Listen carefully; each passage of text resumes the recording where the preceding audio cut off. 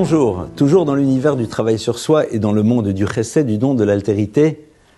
Dans le dernier épisode, qui ne sera pas le dernier d'ailleurs, nous avions vu que ce que l'on donne à l'autre, en premier lieu, c'est notre non-toxicité, mais il y a cet élément ultra concret qui est de lui offrir l'absence d'un visage fermé pour, dans un second temps, devenir souriant.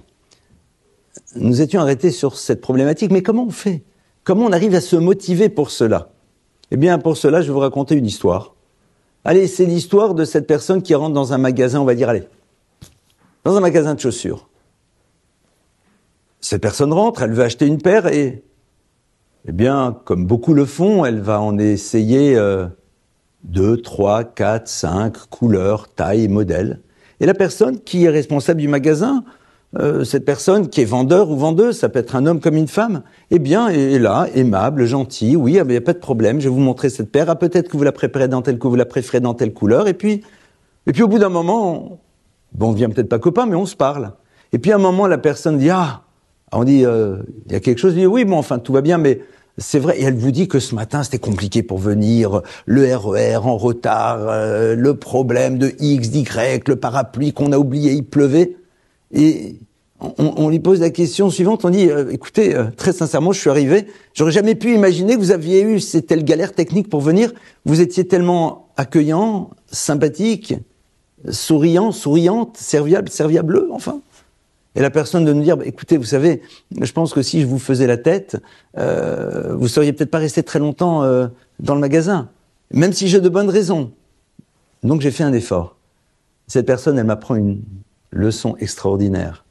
C'est que si on a conscience de la nécessité de la chose, même si à l'intérieur de nous, pour l'instant, les petites difficultés font qu'on est peut-être un peu centré sur nous-mêmes, le visage un peu fermé, mais si notre objectif c'est d'apporter aux autres et que ça se passe bien dans la relation, on peut être capable de se dépasser et de faire ce travail. La première motivation pour justement mettre de côté ce visage un peu sombre et s'ouvrir aux autres avec un sourire, un visage agréable, c'est peut-être de réfléchir, mais c'est quoi mon objectif ?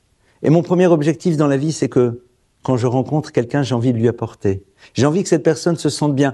Or, je sais pertinemment que si la tête est sombre, fermée, si le sourire n'est pas présent, cette personne-là, ça peut la toucher. Au contraire, si ce sourire est présent, je lui donne quelque chose de plus. Or, si c'est ça mon objectif, je dois être capable de le mettre en place. Au passage, le lieu dans lequel vous pourrez l'exprimer de la manière la plus puissante, ça sera où ? Ça sera à l'intérieur du monde de la famille. Regardez, en tant que papa, je rentre à la maison le soir, je veux quoi ? Que ça se passe bien. On est bien d'accord, je veux que ça soit sympathique. Or, si je fais la tête, parce que j'ai une journée complexe ou autre, je sais très bien que ça ne se passera pas nécessairement de la plus belle manière qui soit. Et donc, qu'est-ce que j'apprends d'ici ? J'apprends d'ici que si véritablement cet objectif est clair pour moi, je vais pouvoir trouver les ressources. Et dans un premier temps, ça sera un effort. Arrêtons d'être dans ce fantasme de « il faut que ça soit naturel, spontané ». Il y a des choses que spontanément, pour l'instant, on ne fera pas. Pourquoi ? Parce que ce n'est pas notre nature. Et donc, on va travailler dessus. Oui, regardez, je vous donne un exemple très simple. Le compliment. Certaines personnes n'ont pas trop l'habitude de faire des compliments. Pourquoi ? Parfois, elles n'ont pas entendu de compliments quand elles étaient enfants. Et donc, pour elles, ça ne fait pas partie de leur modèle. Donc, elles vont dire, il faut exprimer des compliments. Mais au début, c'est presque un devoir qu'elles mettent en place. Elles se rappellent qu'il faut, ce n'est pas spontané. Ce n'est pas grave. Parce que, même si ce n'est pas encore dans la spontanéité, mais l'effort que je fais révèle l'importance que je donne à la chose. Et c'est ça qui est le plus important.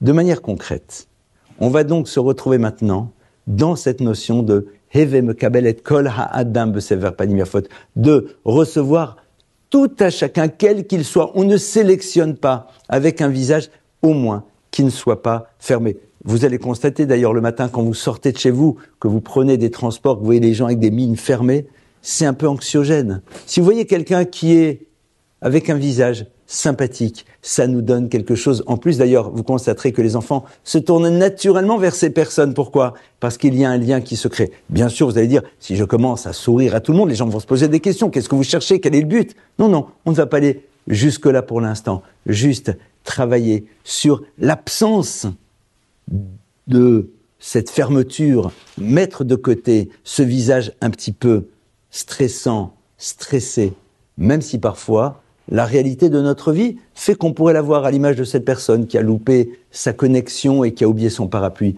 Ce n'est pas grave, parce que j'ai un objectif. Bon travail.